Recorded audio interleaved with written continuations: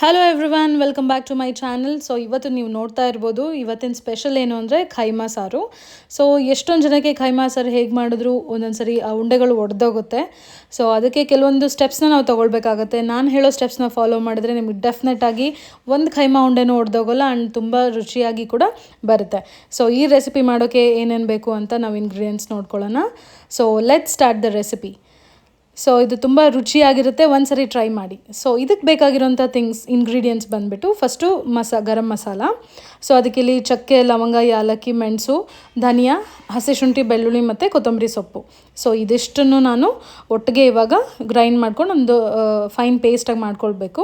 So ಅದ್ರ ಜೊತೆಗೆ gravy consistency ನಮಗೆ ಸ್ವಲ್ಪ ಜಾಸ್ತಿ ಬೇಕು ಅಂದರೆ ಅದಕ್ಕೆ ಒಣ ಕೊಬ್ಬರಿನ ಕೂಡ ಆ್ಯಡ್ ಮಾಡ್ಕೊಳ್ಬೋದು. ಸೊ ಇದಕ್ಕೆ ಸ್ವಲ್ಪನೇ ನೀರು ಹಾಕಿ ಸ್ವಲ್ಪ ಥಿಕ್ ಪೇಸ್ಟಾಗಿ ನಾನು ಗ್ರೈಂಡ್ ಮಾಡಿಟ್ಟಿದ್ದೀನಿ. ಥಿಕ್ ಪೇಸ್ಟ್ ಯಾಕೆ ಅಂದರೆ ಸೊ ನಾನು ಇದೇ ಮಸಾಲಾನ ಖೈಮಾ ಉಂಡೆ ಮಾಡುವಾಗ ಕೂಡ ಆ್ಯಡ್ ಮಾಡೋದ್ರಿಂದ ಸೊ ಇದು ಸ್ವಲ್ಪ ಥಿಕ್ಕಾಗೇ ಇರಬೇಕು. ಇದಕ್ಕೆ ನೀರು ಜಾಸ್ತಿ ಹಾಕಿಬಿಟ್ರೆ ಅದು ಖೈಮಾ ಉಂಡೆ ಮಾಡುವಾಗ ಅದು ಒಡೆದೋಗ್ಬಿಡುತ್ತೆ. ಸೊ ಇದೇ ಜಾರ್ಗೆ ಇವಾಗ ನಾನು ಮಸಾಲ ಸಪ್ರೇಟ್ ತೆಗೆದಿಟ್ಕೊಂಡಿದ್ದೀನಿ. ಸೊ ಈರುಳ್ಳಿ ಮತ್ತು ಟೊಮ್ಯಾಟೋನ ಇದನ್ನು ಕೂಡ ಹಾಕಿಬಿಟ್ಟು ಪ್ಯೂರಿ ಮಾಡ್ಕೊಳ್ಳೋಣ. ಸೊ ಅದೇ ಜಾರಿಗೇ ಈರುಳ್ಳಿ ಮತ್ತು ಟೊಮ್ಯಾಟೋನ ಆ್ಯಡ್ ಮಾಡಿಕೊಂಡು ಅದನ್ನ ನೀಟಾಗಿ ಗ್ರೈಂಡ್ ಮಾಡಿ ಇಟ್ಕೊಂಡ್ಬಿಟ್ಟಿದ್ದೀನಿ. ಸೊ ಇವಾಗ ಇದು ಎರಡು ಪೇಸ್ಟ್ ನಾವು ರೆಡಿ ಮಾಡಿ ಇಟ್ಕೊಂಡ್ಮೇಲೆ ಸೊ ಖೈಮಾ ಏನಿರುತ್ತಲ್ಲ ಇದನ್ನು ಕ್ಲೀನಾಗಿ ವಾಶ್ ಮಾಡಿಕೊಂಡು ಈ ಥರ ಡ್ರೈ ಆಗಿರಬೇಕು. ಸೊ ನಾವು ಯಾವಾಗ ಖೈಮಾ ಮಾಡಿದ್ರೂ ಅದರಲ್ಲಿ ನೀರಿನ ಅಂಶ ಸ್ವಲ್ಪನೂ ಇರಬಾರ್ದು, ಅದನ್ನ ಸ್ವಲ್ಪ ಪ್ರೆಸ್ ಮಾಡಿ ತೆಗೆದುಬಿಡಬೇಕು. ಸೊ ಇಲ್ಲಿ ತೋರಿಸಿರೋ ಥರ ಇದೆಲ್ಲ ಇಂಗ್ರೀಡಿಯೆಂಟ್ಸ್ನು ನಾನು ಖೈಮಾ ಉಂಡೆ ಮಾಡೋದಕ್ಕೆ ಅಥವಾ ಮಿಕ್ಸಿ ಮಾಡೋದಕ್ಕೆ ನಾನು ಯೂಸ್ ಮಾಡ್ತಾಯಿದ್ದೀನಿ. ಸೊ ಫಸ್ಟ್ ಇದಕ್ಕೆ ಎಷ್ಟು ರುಚಿಗೆ ಬೇಕೋ ಅಷ್ಟು ಸಾಲ್ಟ್ ಹಾಕ್ಕೊಳ್ಳಿ, ಸ್ವಲ್ಪ ಅಚ್ಕಾರದ ಪುಡಿ 1 ಸ್ಪೂನ್, ಆಮೇಲೆ ಇದಕ್ಕೊಂದು ಸ್ವಲ್ಪ ಅರಿಶಿನ ಪುಡಿ, ಮತ್ತು ಇದು ಮೇನ್ ಇಂಗ್ರೀಡಿಯೆಂಟ್ ಅಂದರೆ ಹುರಿಗಡಲೆ ಪೌಡರ್. ಸೊ ಈ ಪೌಡರ್ ಹಾಕೋದ್ರಿಂದನೇ ಖೈಮಾ ಒಡೆದೇ ನೀಟಾಗಿ ಬರುತ್ತೆ. ಸೊ ಆಮೇಲೆ ನಾವು ರುಬ್ಬಿಟ್ಕೊಂಡಿರೋಂಥ ಮಸಾಲ ಏನಿದೆಲ್ಲ ಅದನ್ನು ಹಾಕ್ಬಿಟ್ಟು ಇದನ್ನು ಕ್ಲೀನಾಗಿ ಒಂದ್ಸರಿ ಮಿಕ್ಸ್ ಮಾಡ್ಕೊಳ್ಳೋಣ. ಸೊ ಇದು ಮಸಾಲ, ಉಪ್ಪು, ಖಾರ ಎಲ್ಲ ಕಡೆಗೂ ಈಕ್ವಲ್ ಆಗಿ ಮಿಕ್ಸ್ ಆಗೋ ಥರ ನೀಟಾಗಿ ಒಂದ್ಸರಿ ಮಿಕ್ಸ್ ಮಾಡ್ಕೊಂಡ್ಬಿಡಿ. ಸ್ಪೂನಲ್ಲಾದರೂ ಮಾಡ್ಬೋದು ಅಥವಾ ಕೈಯಿಂದ ಮಾಡಿದ್ರೆ ಇನ್ನೂ ಚೆನ್ನಾಗಿರುತ್ತೆ. ಸೊ ಎಲ್ಲ ಕಡೆನೂ ಅದು ಖಾರ, ಉಪ್ಪು ಎಲ್ಲ ಮಿಕ್ಸ್ ಆಗುತ್ತೆ. ಸೊ ಇದನ್ನು ಇವಾಗ ನಾವು ಸಣ್ಣಾಗಿ ಮಿಕ್ಸರಲ್ಲಿ ಸೊ ಇಲ್ಲಿ ತೋರಿಸ್ತಾ ಇದ್ದೀನಲ್ಲ ಈ ಥರ ನಾವು ಗ್ರೈಂಡ್ ಮಾಡ್ಕೊಳ್ಬೇಕಾಗತ್ತೆ. ಸೊ ಇದು ಎಷ್ಟು ನಾವು ಸಾಫ್ಟಾಗಿ ಮಾಡ್ಕೊಳ್ತೀವೋ ಅಷ್ಟು ಖೈಮಾ ಸಾರು ತುಂಬ ಚೆನ್ನಾಗಿ ಬರುತ್ತೆ. ಸೊ ಎಲ್ಲದನ್ನು ಸ್ವಲ್ಪ ಬ್ಯಾಚ್ ವೈಸ್ ಗ್ರೈಂಡ್ ಮಾಡ್ಕೊಂಡಿದ್ದೀನಿ ನಾನು. ಎಲ್ಲನೂ ಒಟ್ಟಿಗೆ ಹಾಕಿದ್ರೆ ಅದು ತಿರುಗಲ್ಲ ಮಿಕ್ಸರಲ್ಲಿ. ಸೊ ಈ ಥರ ನೋಡಿ ಸಾಫ್ಟಾಗಿ ಬಂದಿರುತ್ತೆ. ಇದಕ್ಕೆ ನಾವು ಒಂದು ಸರ್ತಿ ಸ್ವಲ್ಪ ಆಯಿಲ್ ಹಾಕಿಬಿಟ್ಟು ಚೆನ್ನಾಗಿ ಮಿಕ್ಸ್ ಮಾಡ್ಕೊಳ್ಬೇಕು. ಆಯಿಲ್ ಏನಕ್ಕೆ ಹಾಕೋದು ಅಂದರೆ ಈ ಥರ ಉಂಡೆ ಕಟ್ಟುವಾಗ ಕೈಗೆ ಅದು ಅಂಟದೇ ಇರೋ ನೀಟಾಗಿ ಉಂಡೆಗಳು ಮಾಡೋದಕ್ಕೆ ಈಸಿಯಾಗಿ ಉಂಡೆಗಳನ್ನ ಪ್ರಿಪೇರ್ ಮಾಡ್ಕೊಳ್ಬೋದು. ಸೊ ಅದಕ್ಕೋಸ್ಕರ ಆಯಿಲ್ನ ಆ್ಯಡ್ ಮಾಡ್ಕೊಳ್ಬೇಕು. ಈಗ ನೋಡಿ ಈ ಥರ ಉಂಡೆ ಮಾಡ್ತಾಯಿದ್ದೀನಲ್ಲ, ಈ ಥರ ಮಾಡಿ ಇಟ್ಕೊಳ್ಳಿ. ಸೈಜ್ ವೇರಿಯೇಷನ್ ನಿಮಗೆ ಯಾವ ಥರ ಸೈಜ್ ಬೇಕೋ ಅದನ್ನ ಮಾಡಿ. ಸೊ ಎಲ್ಲ ಉಂಡೆಗಳನ್ನೂ ಮಾಡಿ ಪಕ್ಕಕ್ಕೆ ಇಟ್ಕೊಂಬಿಡೋಣ ಫಸ್ಟು. ಸೊ ನೋಡಿ ನಾನು ತೊಗೊಂಡಿರೋ ಒಂದು ಅರ್ಧ kg ಖೈಮಾದಲ್ಲಿ ಇಷ್ಟೊಂದು ಉಂಡೆಗಳಾಗಿದೆ.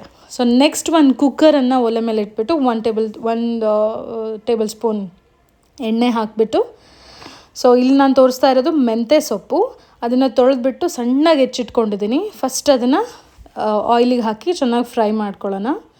ಇದಕ್ಕೆ ನೀವು ಬೇಕಿದ್ರೆ ಸ್ವಲ್ಪ ಈರುಳ್ಳಿ ಹಾಕೋಬೋದು, ಬಟ್ ನಾನು ಆಲ್ರೆಡಿ ಪೇಸ್ಟ್ ಮಾಡಿ ಇಟ್ಕೊಂಡಿರೋದ್ರಿಂದ ನಾನು ಇದನ್ನು ಆ್ಯಡ್ ಮಾಡ್ಕೊಂಡಿಲ್ಲ. ಸೊ ಸ್ವಲ್ಪ ಎಣ್ಣೆಲಿ ಬಾಡಲಿ, ಅದಕ್ಕೆ ರುಚಿಗೆ ತಕ್ಕಷ್ಟು ಉಪ್ಪು, ಸ್ವಲ್ಪ ಅರಿಶಿನ ಹಾಕಿ ಇನ್ನೊಂದು ಸ್ವಲ್ಪ ಬಾಡಿಸ್ಕೊಳ್ಳೋಣ. ಸೊ ಸ್ವಲ್ಪ ಹಸಿ ವಾಸನೆ ಹೋಗಬೇಕು ಮತ್ತು ಅದು ಕಹಿ ಅಂಶ ಬರುತ್ತಲ್ಲ, ಸೊ ಅದು ಹೋಗಲಿ ಅಂತ ಈ ಥರ ಎಣ್ಣೆಲಿ ಸ್ವಲ್ಪ ಚೆನ್ನಾಗಿ ಫ್ರೈ ಮಾಡ್ಕೊಳ್ಬೇಕು. ಇದು 1-2 ಮಿನಿಟ್ಸ್ ಫ್ರೈ ಮಾಡ್ಕೊಳ್ಳಿ, ಅಷ್ಟು ಸಾಕಾಗತ್ತೆ. ನೋಡಿ ಆಲ್ರೆಡಿ ಕಲರ್ ಚೇಂಜ್ ಆಗಿದೆ. ಸೊ ಅದು ಗೊತ್ತಾಗುತ್ತೆ ಇದು ಫ್ರೈ ಆಗಿದೆ ಅಂತ. ಸೊ ಇವಾಗ ನಾವೇನು ಮಾಡ್ತಾಯಿದ್ದೀವಿ ಅಂದರೆ ಇದೇ ಆಯಿಲ್ಗೆ ಸೊ ನೋಡಿ ಇವಾಗ ಇದು ಚೆನ್ನಾಗಿ ಫ್ರೈ ಆಗಿದೆ. ಸೊ ಇದಕ್ಕೆ ನಾವು ಸ್ಲೋ ಆಗಿ ನಾವು ಮಾಡಿಟ್ಕೊಂಡಿರೋ ಖೈಮಾ ಬಾಲ್ಸ್ಗಳನ್ನ ಇದರಲ್ಲಿ ಆ್ಯಡ್ ಮಾಡ್ತಾ ಹೋಗೋಣ. ಸ್ವಲ್ಪ ಆದಷ್ಟು ಬಿಡಿಯಾಗಿ ಹಾಕಬೇಕು. ಒಂದಕ್ಕೊಂದು ಟಚ್ ಆದರೆ ಅದು ಒಂದಕ್ಕೊಂದು ಹಿಡ್ಕೊಳ್ಳುತ್ತೆ. ಆ ರೀಸನ್ಗೆ ಒಲೆನ ನಾನು ಸಿಮ್ಮಲ್ಲಿ ಇಟ್ಟಿದ್ದೀನಿ, ಬಿಕಾಸ್ ಇದನ್ನೆಲ್ಲ ಹಾಕ್ಕೊಂಡು ಒಂದು ಸ್ವಲ್ಪ ಹೊತ್ತು ಸಿಮ್ಮಲ್ಲೇ ಇರಲಿ. ಸೊ ನೋಡಿ ಇವಾಗೆಲ್ಲ ಈ ಥರ ಉಂಡೆಗಳನ್ನ ಹಾಕಿದಾದ್ಮೇಲೆ ಮೀಡಿಯಮ್ ಫ್ಲೇಮಲ್ಲಿ ಇಡಬೇಕು ಇವಾಗ. ಸೊ ನಾವು ಮಾಡಬೇಕಾಗಿರೋ ಒಂದು ಥಿಂಗ್ ಏನು ಅಂದರೆ ಇಲ್ಲಿ ಇದು ನನ್ನ ಟಿಪ್ಸ್ ಅಂತಲೇ ಅಂದ್ಕೊಳ್ಳಿ. ಸೊ ನಾವಿದನ್ನು ಟಚ್ ಮಾಡಬಾರ್ದು ಎಲ್ಲಿವರೆಗೂ ನೋಡಿ ಅದ್ರ ಮೇಲ್ಗಡೆ ಕಲರೆಲ್ಲ ಚೇಂಜ್ ಆಗಬೇಕು. ಆ ಕೆಳಗಡೆ ಸ್ವಲ್ಪ ವೈಟಾಗಿ ಕಾಣಿಸ್ತಾ ಇದೆಯಲ್ಲ, ಆ ಥರ ಕಂಪ್ಲೀಟಾಗಿ ವೈಟ್ ಆಗಬೇಕು. ಸೊ ಅಲ್ಲಿವರೆಗೂ ನಾವು ಇದನ್ನು ಟಚ್ ಮಾಡಬಾರ್ದು ಅಥವಾ ಸ್ಪೂನಿಂದ ತಿರುಗಿಸ್ಬಾರ್ದು. ಆ ಟೈಮಲ್ಲಿ ನಾವು ಅದಿನ್ನೂ ಆಗದೇ ಇರೋ ಟೈಮಲ್ಲಿ ತಿರುಗಿಸ್ಬಿಟ್ರೆ ಅದು ಉಂಡೆಗಳು ಒಡೆಯೋಂಥ ಚಾನ್ಸಸ್ ಇರುತ್ತೆ. ಸೊ ಸ್ವಲ್ಪ ಹೊತ್ತು ಬಿಟ್ಟಾದಮೇಲೆ ಹೀಗೆ ಸ್ಲೋ ಆಗಿ ಸ್ಪೂನಿಂದ ಒಂದೊಂದನ್ನೇ ಬಿಡಿಸ್ಕೊಳ್ಬೇಕು, ಬಿಕಾಸ್ ಕೆಳಗಡೆ ಸ್ವಲ್ಪ ಹತ್ಕೊಂಡಿರುತ್ತೆ, ಅದು ಹಿಡ್ಕೊಂಡಿರುತ್ತೆ. ಸೊ ನೋಡಿ, ಸ್ಲೋ ಆಗಿ ಒಂದೊಂದೇ ಬಿಡಿಸ್ಕೊಳ್ಬೇಕು. ಸೊ ಈ ಥರ ಬಿಡಿಸ್ಕೊಂಡಾದಮೇಲೆ ಎಲ್ಲನೂ ಬಿಡಿಸ್ಕೊಂಡಿದ್ದೀನಿ ನಾನೀಗ. ಸೊ ಇನ್ಮೇಲಿಂದ ಟೆನ್ಷನ್ ಇಲ್ಲ, ಬಿಕಾಸ್ ಈ ಥರ ಸ್ವಲ್ಪ ಅದು ಫ್ರೈ ಆಗೋದ್ರೆ, ಅದು ಕಲರ್ ಚೇಂಜ್ ಆಗೋದ್ರೆ ಉಂಡೆಗಳು ಇನ್ಮೇಲೆ ಒಡೆಯಲ್ಲ. ನೀವು ಎಷ್ಟೇ ಸ್ಪೂನ್ ಹಾಕಿ ತಿರುಗಿಸಿದ್ರೂ ಅಥವಾ ನೀವು ಯಾವುದೇ ಥರ ಮಿಕ್ಸ್ ಮಾಡಿದ್ರೂ ಉಂಡೆಗಳು ಒಡೆಯಲ್ಲ. ನೋಡಿ, ಈ ಥರ ನಾನು ಫ್ರೈ ಮಾಡ್ಕೊಂಡಿದ್ದೀನಿ. ಎಲ್ಲ ಕಡೆಗೂ ಸ್ವಲ್ಪ ಬೇಯಬೇಕದು. ಸೊ ಈ ಥರ ಮಾಡೋದ್ರಿಂದ ಎಲ್ಲ ಕಡೆಗೂ ಚೆನ್ನಾಗಿ ಫ್ರೈ ಆಗುತ್ತೆ. ಸೊ ಇದು ಚೆನ್ನಾಗಿ ಫ್ರೈ ಆದರೆ ಅದು ಸಾರಲ್ಲಿ ಅಷ್ಟೇ ತುಂಬ ಚೆನ್ನಾಗಿ ಟೇಸ್ಟ್ ಬರುತ್ತೆ. ಸೊ ನಾನು ಇದಕ್ಕೆ ಇವಾಗ ಅಚ್ಚ ಖಾರದ ಪುಡಿ ಆ್ಯಡ್ ಮಾಡ್ಕೊಂಡಿದ್ದೀನಿ.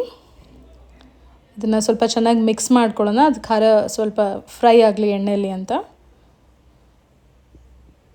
ಈ ಪ್ರೊಸೀಜರ್ ಮಾತ್ರ ತುಂಬ ಇಂಪಾರ್ಟೆಂಟ್. ಇದು ಮೆಂತ್ಯ ಸೊಪ್ಪನ್ನ ಚೆನ್ನಾಗಿ ನಾವು ಬಾಡಿಸ್ಕೊಂಡಿರಬೇಕು. ಪ್ಲಸ್ ಈ ಖೈಮಾ ಉಂಡೆಗಳನ್ನು ಎಣ್ಣೆಯಲ್ಲಿ ಚೆನ್ನಾಗಿ ಫ್ರೈ ಮಾಡ್ಕೊಂಡಿದ್ರೆ ಸಾರು ತುಂಬ ಟೇಸ್ಟಾಗಿ ಬರುತ್ತೆ. ಸೊ ಇದು ಆಲ್ರೆಡಿ ಆಗಿದೆ. ಇವಾಗ ನಾನು ರುಬ್ಬಿಟ್ಕೊಂಡಿರೋಂಥ ಮಸಾಲನ ಆ್ಯಡ್ ಮಾಡ್ಕೊಳ್ತಾ ಇದ್ದೀನಿ. ಎಲ್ಲ ಮಸಾಲನೂ ಇವಾಗಲೇ ಮಾಡ್ಕೊಂಡ್ಬಿಡಿ. ಪ್ಲಸ್ ನಾನು ಟೊಮ್ಯಾಟೊ ಮತ್ತು ಈರುಳ್ಳಿನ ಕೂಡ ಗ್ರೈಂಡ್ ಮಾಡಿಟ್ಟಿದ್ದೆ, ಅದನ್ನ ಕೂಡ ಹಾಕಿಬಿಟ್ಟು ಇವಾಗ ನಾನು ಮಿಕ್ಸ್ ಮಾಡ್ತಾಯಿದ್ದೀನಿ. ಮಿಕ್ಸ್ ಮಾಡುವಾಗ ತುಂಬ ಸ್ಪೀಡಾಗಿ ಮಾಡಿಬಿಡಿ, ಸ್ವಲ್ಪ ಸ್ಲೋ ಆಗಿ ಮಾಡಿದ್ರೆ ಉಂಡೆಗಳು ಅದೇ ಥರ ಇರುತ್ತೆ. ಸೊ ನೀಟಾಗಿ ಮಿಕ್ಸ್ ಮಾಡ್ಕೊಂಡು ಬಿಡಬೇಕು. ಸೊ ಇದಾದಮೇಲೆ ನೀಟಾಗಿ ಮಿಕ್ಸ್ ಆದಮೇಲೆ ಇದು ಒಂದು 5 ಮಿನಿಟ್ಸ್ ಇದನ್ನು ಪ್ಲೇಟ್ ಮುಚ್ಚಿಬಿಟ್ಟು ಬೇಯಿಸೋಣ. ಬಿಕಾಸ್ ಆ ಮಸಾಲ ಎಲ್ಲ ಹಸಿ ವಾಸನೆ ಅದೆಲ್ಲ ಹೋಗಬೇಕು, ಅದು ಎಣ್ಣೆಯಲ್ಲಿ ಚೆನ್ನಾಗಿ ಫ್ರೈ ಆಗಬೇಕು. ಸೊ ಮುಚ್ಚಳ ಮುಚ್ಚಿಟ್ಬಿಟ್ಟು ಒಂದು 10 ನಿಮಿಷ ಬಿಟ್ಬಿಡಬೇಕು, ಸ್ವಲ್ಪ ಮೀಡಿಯಮ್ ಫ್ಲೇಮಲ್ಲಿಟ್ಟು.